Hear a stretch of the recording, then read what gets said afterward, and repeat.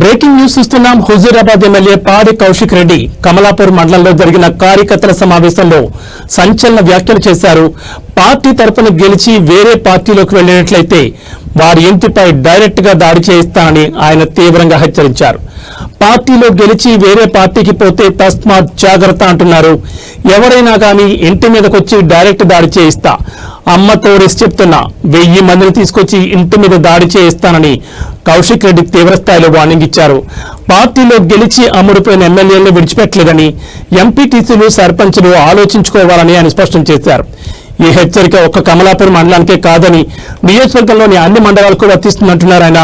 తన గెలుపు కోసం కార్యకర్తలు పనిచేశారని, వారి గెలుపు కోసం తాను కష్టపడతానని, గెలిచే వారిని సమన్వయ కమిటీ ఎంపిక చేస్తుందని కూడా కౌశిక్ రెడ్డి తెలిపారు.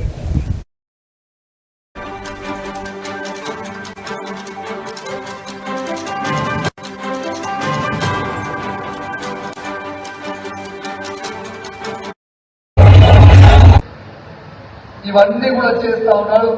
తాతలకి, అవ్వలకి, ముసలోళ్ళకి, ఆఖరికి ఇంట్లో ఉన్న కొడుకులు, పిల్లలు కూడా వాళ్ళ తల్లిదండ్రులకి చూపించకపోతే కంటి వెలుగు అనే ప్రోగ్రాం పెట్టి వాళ్ళకి ఫ్రీగా ఐ ఆపరేషన్లు చేయించిండు, ఫ్రీగా అద్దాలు ఇచ్చిండు, ఇవన్నీ చేసిండు.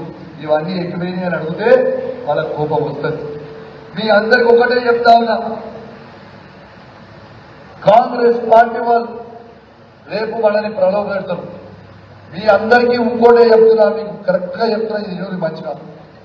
రేపు ఎంపీటీసీ టికెట్లు, సర్పంచులు టికెట్లు, జెడ్పీటీసీ టికెట్ ఇచ్చిన తర్వాత, మీ అందరినీ గెలిపించిన తర్వాత మీరు గిట్ల ఎవరైనా పార్టీ మారితే తస్మాత్ జాగ్రత్త, మీ ఇంటి మీదికి డైరెక్ట్ గా వచ్చి దాడి చేస్తామని కూడా హెచ్చరిస్తా ఉన్నా చెప్పి అది ఎవరైనా కానీ నాకు అవసరం లేదు, ఎవరైనా కానీ.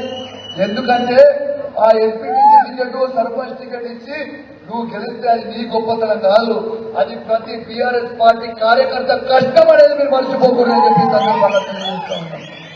అది టీఆర్ఎస్ పార్టీ కార్యకర్త కష్టం. కేసీఆర్ గారి జెండా పవర్, అది కేసీఆర్ గారు చేయబట్టే మనందరం గెలుస్తున్నాం. కానీ రేపు గెలిపించిన తర్వాత మీరు అమ్ముడు పోతే మాత్రం అమ్మ తోడే చెప్తున్నా, మజాక్ ఆడతలేరు. రేపు 1000 మందిని తీసుకొచ్చి ఇంటి మీద దాడి చేసి తుక్కు చేసి పెడతా.